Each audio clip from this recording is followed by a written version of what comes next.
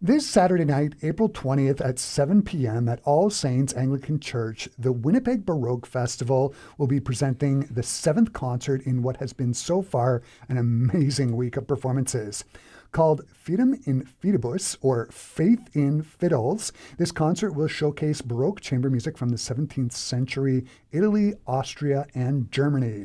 Music of Heinrich Ignaz Franz Bieber will be heard, as well as music by Isabella Leonarda, Alessandro Piccinini, and Johann Heinrich Schmelzer, amongst others.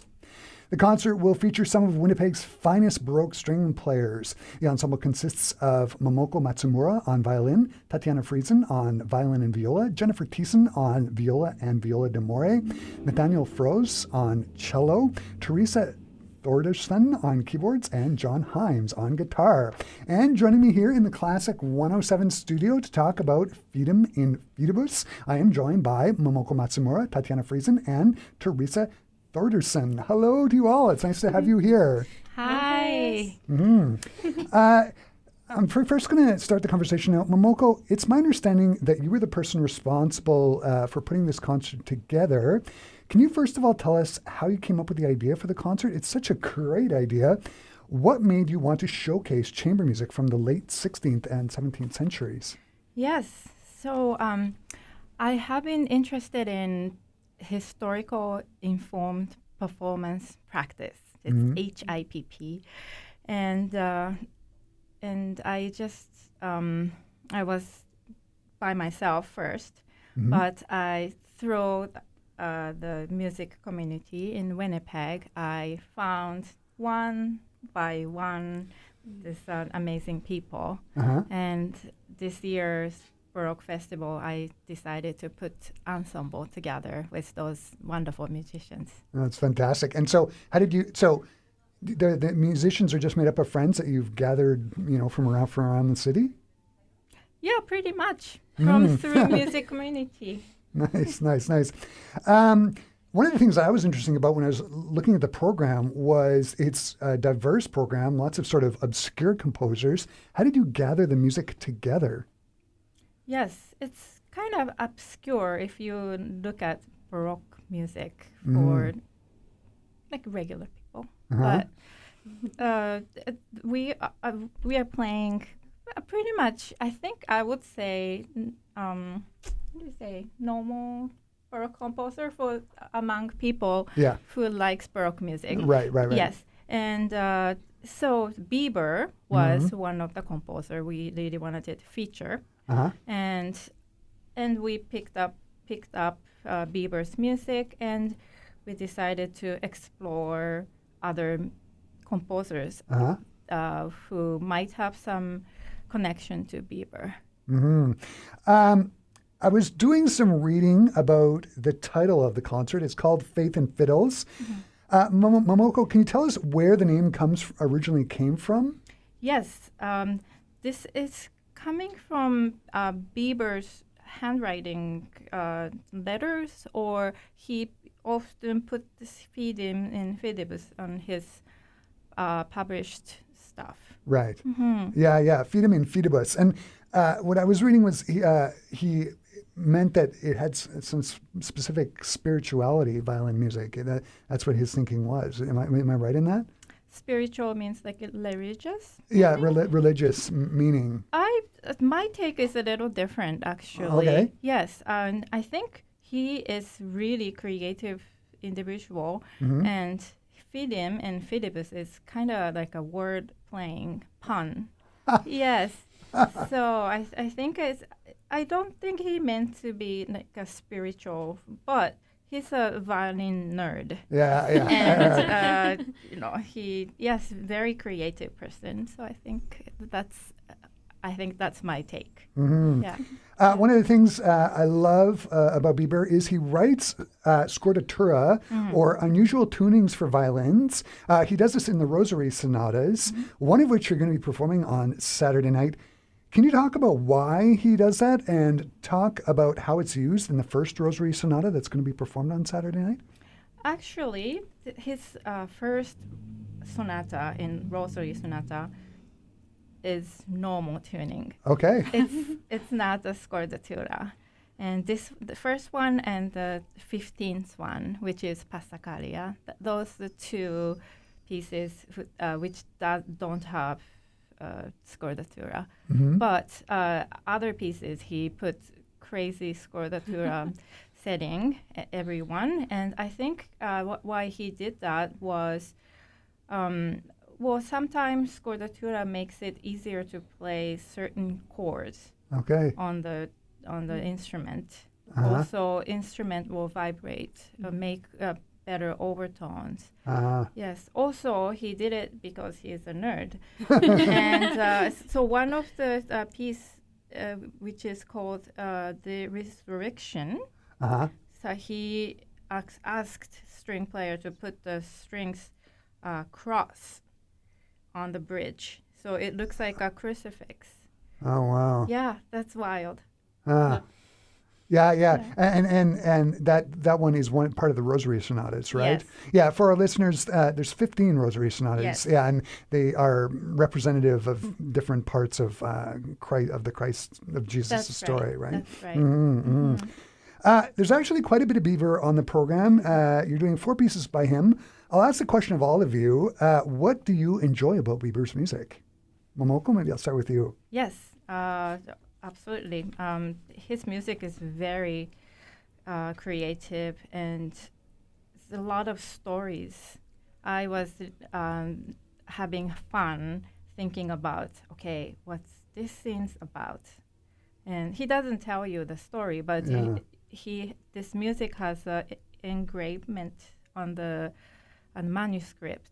You can see the painting of the Jesus, one, how do you call, like the life of Jesus, like one scene from Jesus' life. So yes, this first one, I was making up my interpretation stories. It was great. Based on that. And Theresa, what about you? What do you like about Bieber's music? The first piece by Bieber that I ever heard was his Battaglia, which is an incredible piece of music that feels centuries ahead of its time. It uses atonality, so it uses he's trying to imitate drunken soldiers in a street by giving everyone a different character. Again, that's storytelling.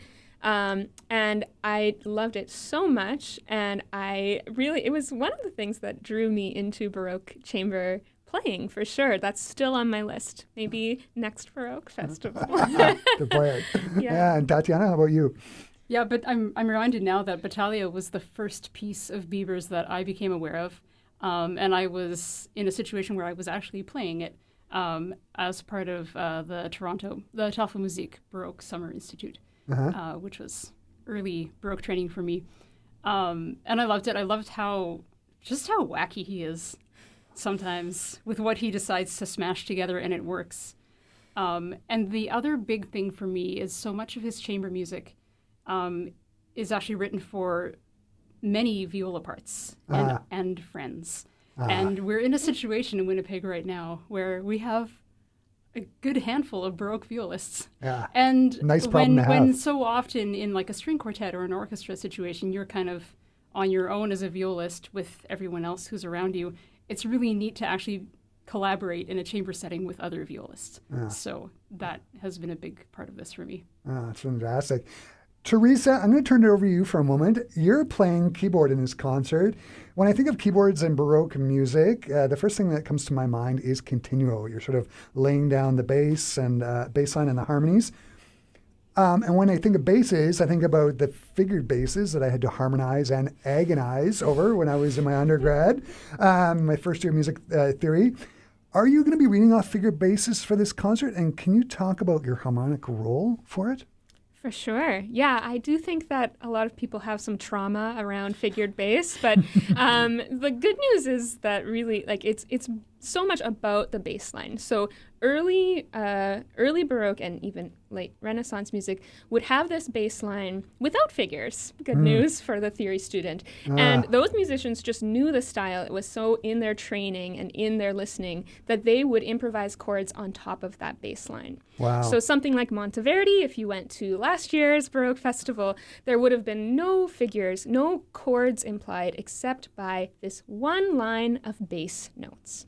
So the music we're playing is a little bit later than that, but still it has minimal figures. So there are just certain style implications where if you see a C in the bass line, and it doesn't have anything underneath it, it could be a C major chord, or it could potentially be an A minor chord for those music nerds out there. I'll explain that chord implication a little bit. So the figures part of figured bass are these little numbers that basically just show you an interval above the bass that will show you a chord. So if you see a 2 below the bass line, it means you're going to play the note a second interval above the bass. And there's a lot of freedom within that. So you can add notes, you can look at what everyone else is playing, and a lot of what I'm doing on the organ, because I'm playing organ for this concert, is just trying to reinforce my collaborators' roles without getting in the way. So it's kind of creating, I think of it almost as this background for their foreground, so that their notes can really shine out from that bass harmony. So that's how I kind of have approached this. Yeah. And for our Classic 107 listeners, figure bass, it always sort of reminds me, it's like a lead sheet for a jazz musician. Totally. They've got like the melody, and then above the melody, they've got chords that you could use to harmonize it. But with figured bass, it's just a bass line and a couple of numbers to say, you figure it out. Yeah, totally. Tatiana, you're playing violin and viola in this concert. When it comes to playing Baroque chamber music, do you find that the viola plays a different role in this music as opposed to when you're playing violin? Yes, and I've got a lot more experience playing Baroque viola than Baroque violin. This is kind of my first big show with a lot of violin stuff in it. And I'm going to piggyback a bit on what Theresa's saying about sort of foreground, background sound. When I'm playing viola, I'm inside the sound. I'm in the middle, and I'm listening what's above me, what's below me, and what do they need from me. And what I found playing violin is I have to be a lot more outgoing and have a lot more sort of, I don't know, it's a bit more of a leadership role. Sort of take while command. Still, I mean, I'm playing second violin to Momoko, which is wonderful.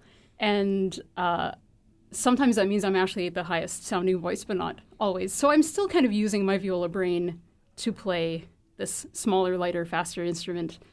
And it's still chamber music, it's still inside kind of thing. It's a difference of being inside the texture and outside the texture, I guess. Yeah, or like sitting on top of the texture. Tatiana, I'm going to stay with you. I was looking at the program, and one of the composers that the group is performing is a sonata by the Italian composer Isabella Leonarda. I love hearing music from composers that are off the beaten path. I love exploring the literature. Can you talk about her, and what's her music like? So, as I've been aware of her for I think some years, and I think the first thing I did with Momoko on violin was one of her sonatas, just saying I've got this manuscript or this edition, and I'd like people to play this with. Can we try it out?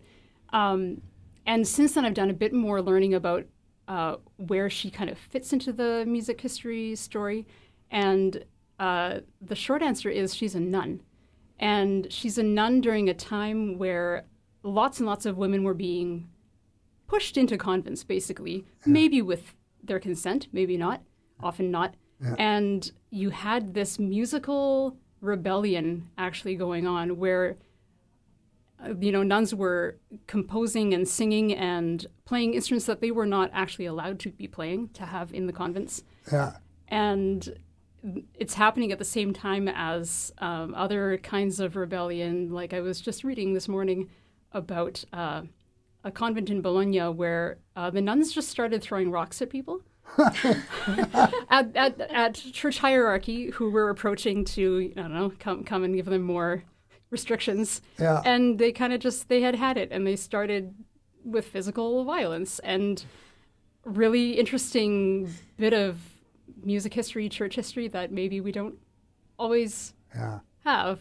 So she's writing in a really, she's using the stile antico, the old sort of homophonic church music sound, and especially to emphasize certain texts in her liturgical music, but also lots of polyphony, lots of, inventive, imitative, contrapuntal stuff that is quite, it's right up there with, other male composers of her day. And she was quite well respected as a composer in her hometown. Right. Not beyond it, but where she was, people regarded her as quite a skilled composer and musician. Yeah, and from what I recall reading about her, she spent her entire career, like she went in at 16 and spent her entire life in the convent. Yeah, 16 too. And she died in 1704. So she was in her 80s when she died. Yeah. So a long life, and mostly in the convent. And she rose through a lot of leadership positions too. So she was an important person who also managed to find time to compose. Fantastic. Momoko, you've arranged Bergamasca by the Italian composer Marco Uccellini. He himself was a violinist. Can you talk about your arrangement? What ensemble was it originally written for, and what did you do to alter it? Yes. So this La Bergamasca was written originally for 2 treble clef instruments. He didn't specify what. So, and continuo. Yeah. So could be played for only 3 people. All right. So then people did a lot of arrangements over the years, like recorders, flutes, violins. Okay. Yes. And for this occasion, because we have lots of violists, which is wonderful, so I add viola part to the Bergamasca. So we have 2 violins, 1 viola, and continuo team, cello, organ, and guitar. Fantastic. I'm going to ask the question of all of you. What do you love about playing Baroque chamber music, and how is playing Baroque chamber music different than perhaps playing in a Baroque orchestra? Momoko, maybe I'll start with you. Yes, I was thinking about it, but for me, it's same in even modern setting. I play quite a bit of orchestra playing, also chamber music in modern violin and viola, but it's pretty similar. But something very special about playing chamber music is, well, you don't have conductor, and you can collaborate more. You can input your ideas. You can talk about different ideas. Yeah, so that's a great thing about playing chamber music. And Tatiana, how about you? Momoko already said, she said a lot of the things that I would agree with. And I think there's actually a moment in our program where Momoko and I go into unison for a bit. We just share the line for a little while. And it's really interesting to me there. We both decide, okay, now we're just going to play what's on the page. Now we don't ornament. And when we're not doing that, when we're playing different parts, there's all this freedom and expectation that you're actually adding to the part. You're playing around with your articulations and with even changing the notes, adding notes. And so for most of the program, that's what we're all doing. And, the continual people are constantly making decisions about what they're going to play. And I like that a lot. Well, right there, you sort of hit it on the head.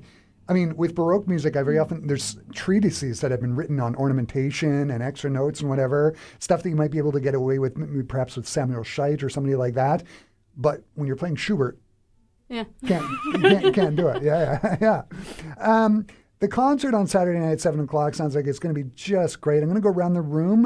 What is each of you looking forward to most about performing on Saturday night? And Tatiana, I'm going to start with you.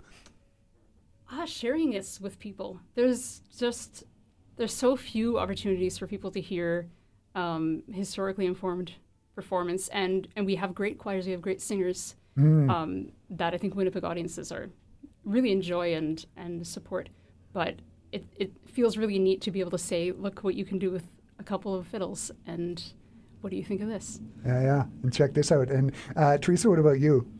I think Saturday night is going to be just a really remarkable acoustical experience because of the church and the organ partly. So, we're all used to playing in very small spaces when we're practicing, but All Saints, which has been so lovely and let us rehearse there and play there, I'll be playing the pipe organ for parts of it. And I think it's like a sound bath. It's like an incredible experience in that regard. So I think it's a pretty novel experience too. Yeah, I interviewed the organ, the minister of music at All Saints, Dietrich, and he raved about the organ off air. So it's going to be great. And Momoko, how about you? Yes, I am really excited about sharing the love of my music with Winnipeg audience. And I am really excited to play with my colleagues. It's going to be great. Momoko, Theresa, and Tatiana, this has been so wonderful to have you here talking about all things Baroque. I'm sure the concert on Saturday at 7 o'clock at All Saints Anglican Church is going to be just amazing. Thanks for taking the time to stop by and talk to me today. And apparently, you're going to play us out. Can you tell us what we're going to hear? Yes, we are playing Schmerzer's music. Schmerzer is actually a teacher of Bieber. Yeah. Yes, so we'll see if you can hear a hint of Bieber music. Okay, I'll let you take it away.